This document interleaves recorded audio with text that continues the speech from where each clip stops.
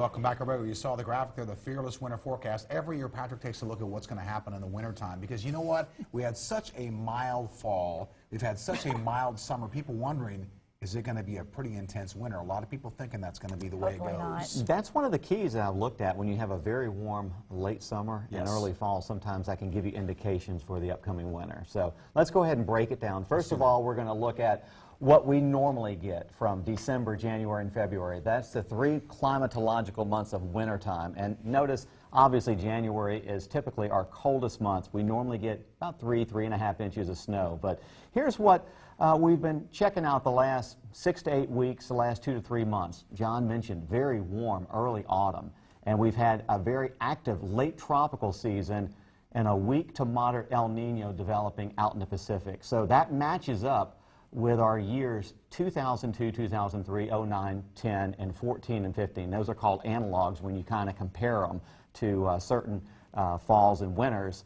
And when you get that type of information and you expect what you're looking for over the next 2 to 3 months, the weak to moderate El Nino to continue.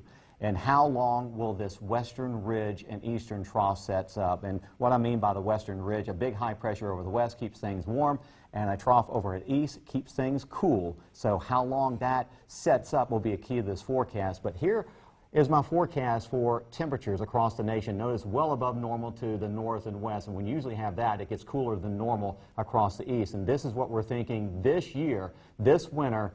East of the Mississippi, temperatures below average, maybe well below in a couple of spots. So for us, several cold outbreaks combined with above normal precipitation will keep our high temperatures down. We may not be bitterly cold at night, but our high temperatures will be kept down because of perhaps a little bit more precipitation. So we're expecting a temperature outlook below normal. Now for precipitation, we're going to expect above normal precipitation with many of these southern storm systems trying to develop and moving in from the Gulf of Mexico. Notice well below normal. So John and Emily, when you see one type of weather out into the northwest, you usually get the opposite out to the east.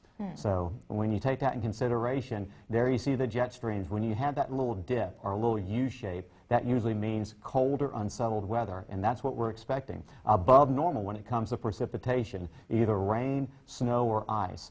We could be in the middle of a winter battleground with a southern storm track 2, 3, 4, maybe 5 times. So that's something that we're going to be continuing to watch pretty carefully.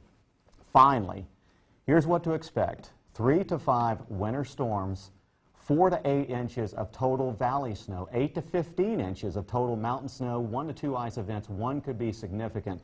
The last 2 or 3 winters, we haven't had nearly this much. So this could be perhaps the biggest winter that we've seen in a few years. Now, you talked about that, how the summer affects it and the fall affects our weather, but also pattern-wise, last winter, as you mentioned, was pretty mild, and that plays into it, too, as far as patterns go. When you have 2 or 3 uneventful winters, chances are when you get to that 4th winter, you're going to have something. Remember I showed the analogs about every 3rd or 4th winter, you see much colder and much wetter type of winters, and I'm thinking this is going to be one of those winters for us, colder than normal with more snow.